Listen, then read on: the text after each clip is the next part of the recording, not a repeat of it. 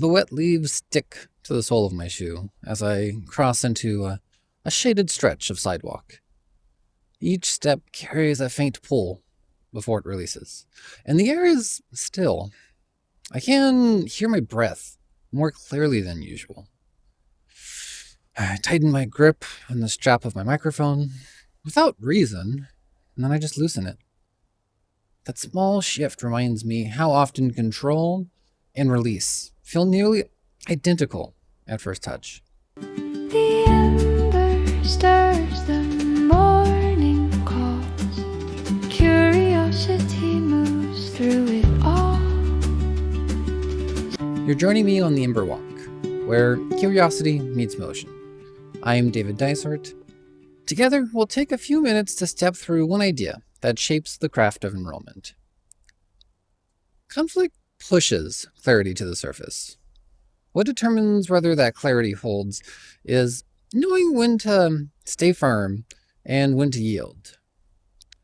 In the forge, too much resistance against pressure causes fracture. Too much give, though, lets the material warp. The skill lies in reading the heat, not just reacting to it. I've held my stance too long before.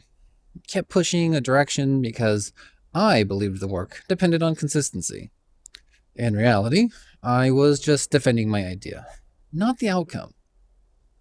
One time during a strategy session, I fought to keep a process in place because I had built it.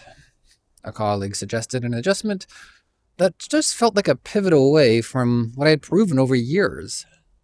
I pushed back, repeatedly. Eventually, someone else quietly asked if I was protecting the system or if I was protecting my mark on it. That landed like a hammer strike.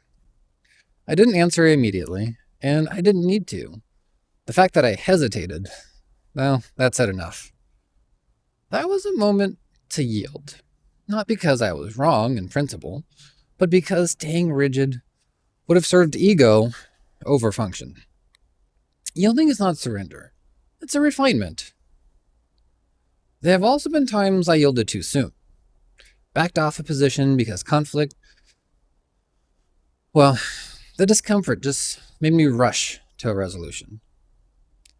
I once rewrited a factor in a score because it was challenged, let's say, aggressively. Months later, that variable proved to be misweighted. My mistake wasn't yielding. It was yielding before evidence had fully emerged. I was just avoiding pressure, not reading the temperature. Knowing when to hold and when to yield is not about confidence. It's about discipline. The disciplined craft person holds their stance when the strike strengthens the work. They yield when the force of the strike threatens to crack it. That discernment comes not from instinct alone, but from being willing to feel discomfort without interpreting it as a signal to retreat or just double down too quickly. If you feel defensive, pause. If you feel dismissed, clarify. If you feel the flame rising but the strike is still purposeful, hold. If pressure begins to distort what you're working toward, yield before it breaks. Today, think of one conflict or tension. Yeah, you've been in recently. Decide whether that moment requires holding or yielding. And act accordingly.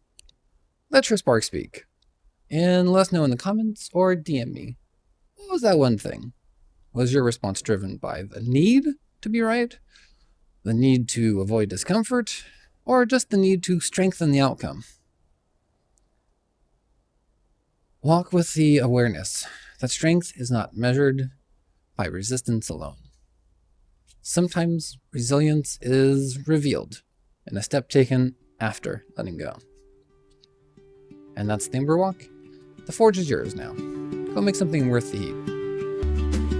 Step by step, the spark will talk. This is the end.